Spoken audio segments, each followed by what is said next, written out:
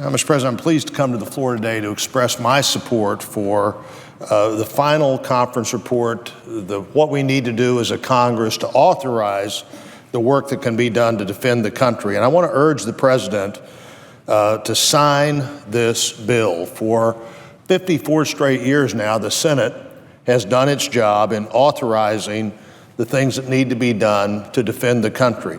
They passed the bill.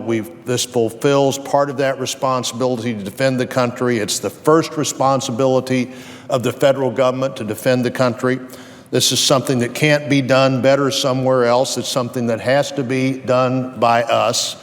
And two things have to happen, Mr. President, for that to be done. We have to authorize the spending in the way this bill does, and then we have to appropriate the money once that spending's been authorized. Now, the majority voted several weeks ago to debate the appropriating bill, but we couldn't get even 6 Democrats to join us to debate that bill.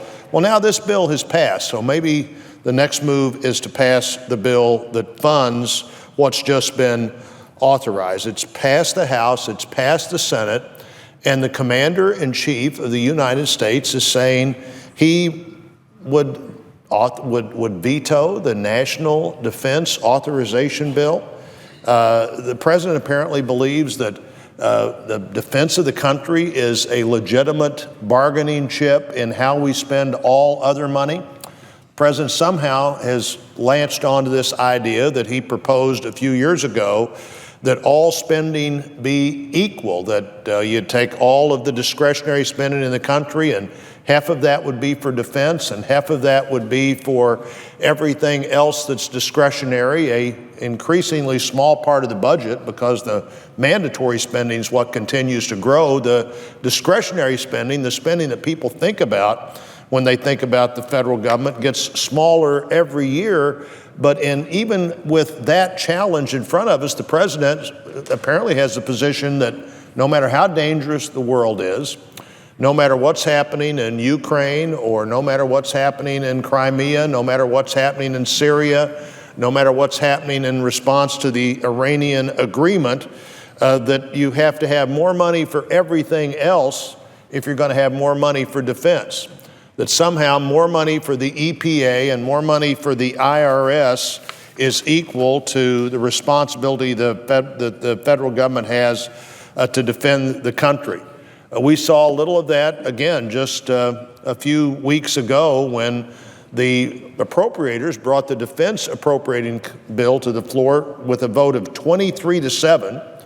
Means lots of Democrats and lots of Republicans voted for that bill, but when it got to the floor, we couldn't get the number it took to bring it up. Now, this bill, the authorizing bill, just passed the Senate with 70 votes.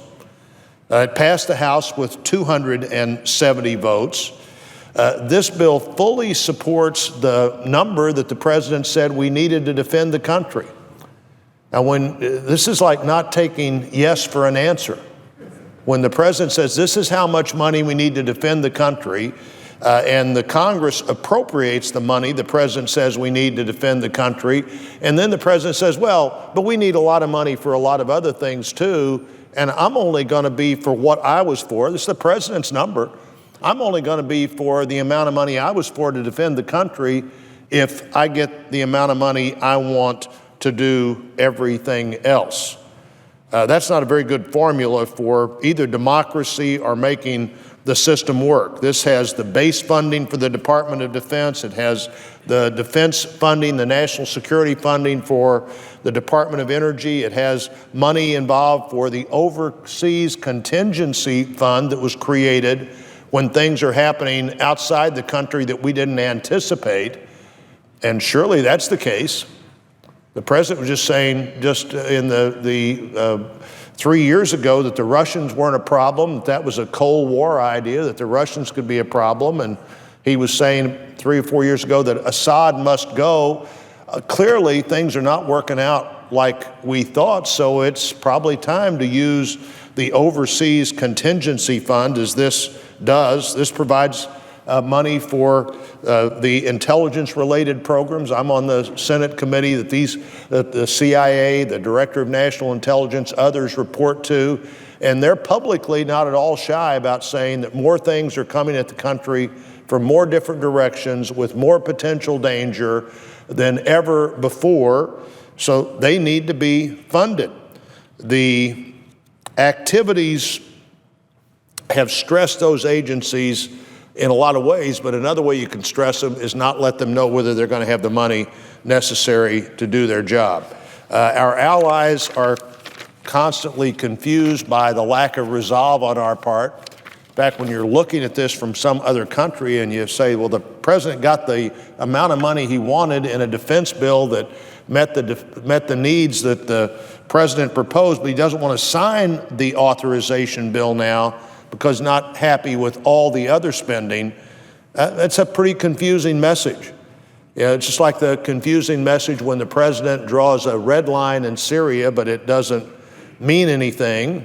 But when you don't enforce the red line, then not just Assad is emboldened, but all of our adversaries are determined at that point that there may be new ways to test the United States and its allies they hadn't thought of before. So before you know it, the Russians are in Crimea, the Russians are in Ukraine, now the Russians are in Syria, and what we're watching unfold in Syria, and I'd want to emphasize watching unfold, as if we were spectators in an area of the world that since World War II, the United States of America has done what was necessary to see that there wasn't a Russian presence there.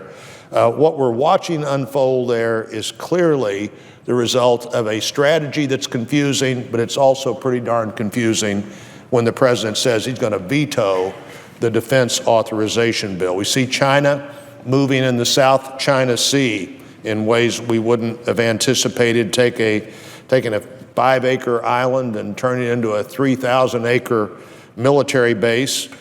We see Iran spreading its bad influence with the new resources that it now has.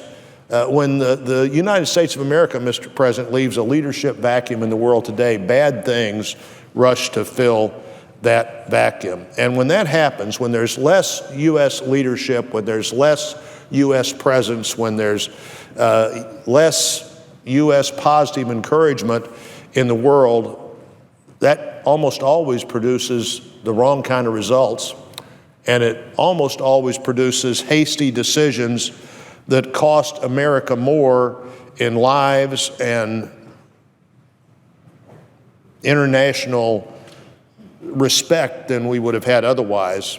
The president can take a positive step here by just saying, okay, 70 senators and 270 House members voted for this bill. I'm going to sign this bill. And if the president wants to have a fight, there's still a fight to be had. We shouldn't be having a fight about appropriating the money that would then be authorized, but there's still a fight to be had. Because remember, this bill, Mr. President, doesn't spend one dime. It just creates the authorization to spend money if that money is appropriated. This is a good bill. It's a responsible bill. It eliminates waste and unnecessary spending. It trims down bloated headquarters and administrative overhead at the highest levels of the military so that more money goes to the families and the troops that defend us and goes to the place where the fight is. It contains the most sweeping defense acquisition reforms in a generation. It helps sustain quality of life for the people who serve and their families. And by the way, Mr. President, I introduced a bill with Senator Gillibrand yesterday on a bill that focuses on family stability.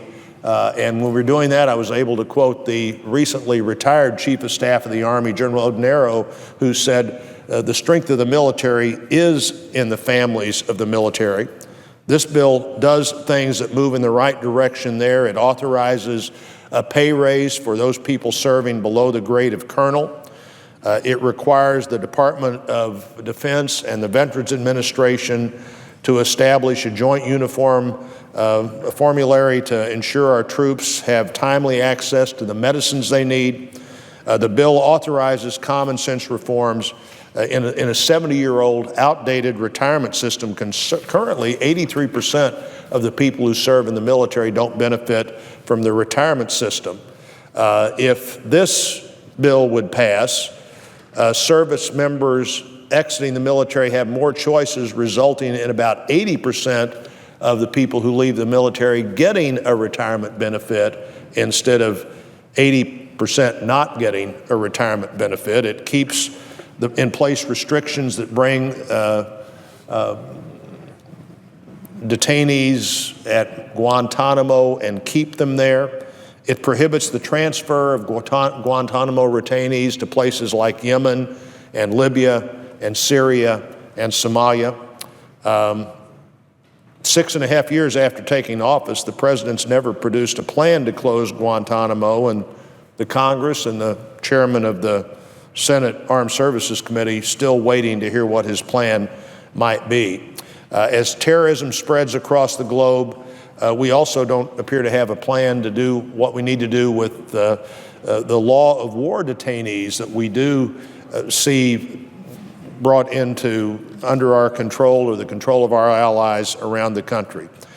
The challenges faced by the Intelligence Committee are unlike any past challenges that we've seen.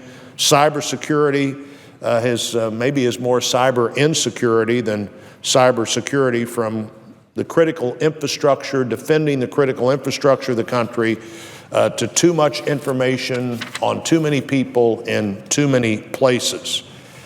Previously, our people who wanted to get our information had to be pretty close and likely to be detectable. Now our adversaries can be in the middle of the desert, somewhere in Syria or around the world, using satellite technology to hack into, as it turned out recently, U.S. government personnel records. You've got to hope that the military, the .mil, is more secure than the .gov, but that doesn't happen if we don't provide the money. And Mr. President, there are a number of priorities in my state that are reflected in this. We have a great training base at St. Joseph, Missouri, where C-130 aircraft pilots from all over our country and from 16 of our allied countries trained last year. This bill would provide the aircraft upgrades for that C-130 training. It provides the necessary resources for geospatial intelligence activities in the country. The bill includes military construction funding for a new consolidated nuclear stealth and deterrence facility at Whiteman Air Force Base. Whiteman Air Force Base, Missouri's proud to have that base as the home of the B-2 bomber, the stealth bomber system, where dedicated airmen stand by at a moment's notice to let our allies know that we could reach anywhere, anytime from that base, and they are unlikely to know we're there until we get there. And finally, this bill includes critical funding to keep the Army ready, equipped, and trained. Fort Leonard Wood, the Army trains approximately 80,000 soldiers there every year. And while I was disappointed with the announced reductions at Fort Leonard Wood that are scheduled to occur in 2017, the number of uniformed positioned at that installation will still be higher than they were in 2001. The Army's decision to minimize reductions at Fort Leonard Wood was a decision that I think anybody who understands the fort would agree with. In summary, Mr. President, I'd just like to say to the President of the United States, this bill provides for our common defense.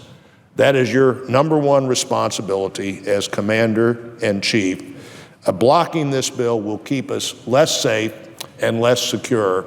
Mr. President, sign this bill.